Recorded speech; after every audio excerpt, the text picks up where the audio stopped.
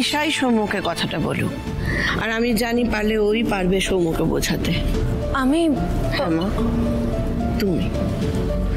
তুমি সৌম্যর কাছে কথাটা পারো না, তারপর তো আমরা রইলাম, আমরা তো আছি, কি বলি?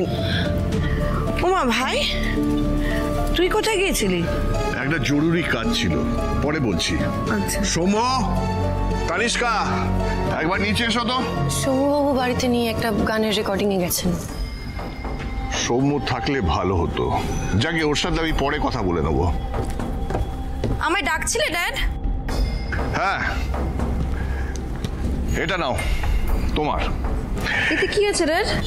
এতে আমার উইলের চেঞ্জড কপিটা আছে, যাতে লেখা আছে শাগনিকের অবর্তমানে আমার সম্পত্তির 30% আমি তোমার নামে লিখে দিয়েছি।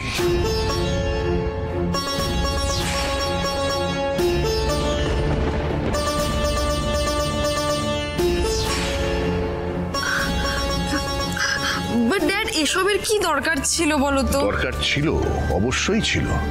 দেখো তানিষ্কা, তুমি হলে এ বাড়ির বউ, আজ শাগনিক নেই, কিন্তু তার জন্য এ বাড়িতে তোমার কোনো অযত্ন হোক সেটা আমরা কেউ চাই না।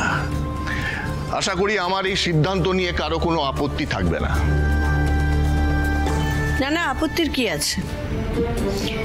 তুই যেটা করেছিস ঠিক করেছিস ভাই। বলছি, কিছু না মনে করলে আমি একটা কথা বলতে পারি? বলো। দেখুন, তানিষ্কা তো খুব অল্প বয়স, এবারে এই বয়সে শাগনিক বাবুর জন্য তো জীবনটা থেমে যেতে পারে না। তাই আমি বলছিলাম যে যদি একটা ছেলে দেখে নতুন করে জীবন। দিশা, এই কথাটা তোমার বলার সাহস কি করে হলো?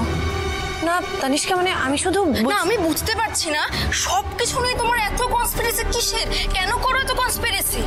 যেই মুহূর্তে ড্যাড আমার নামে সম্পত্তিটা লিখে দিল, অমনি তুমি ইমিডিয়েটলি আমার সেকেন্ড বিয়ে দিয়ে আমাকে বাড়ি থেকে তাড়াতে চাইছো। তাড়াতে কেন চাইবো? বিশ্বাস করো আমি এরকম আমি জানি দিশা, আমি জানি তুমি চাও আমি এই বাড়ি থেকে চলে যাই, কিন্তু শুনে রাখো দিশা, এই বাড়ির সঙ্গে না আমার 8টা বছরের সম্পর্ক, তাই আমি এই বাড়ি ছেড়ে কোথাও যাব না। শাগনিককে ভুলে গিয়ে অন্য কাউকে বিয়ে করার কথা আমি ভাবতেও পারি না।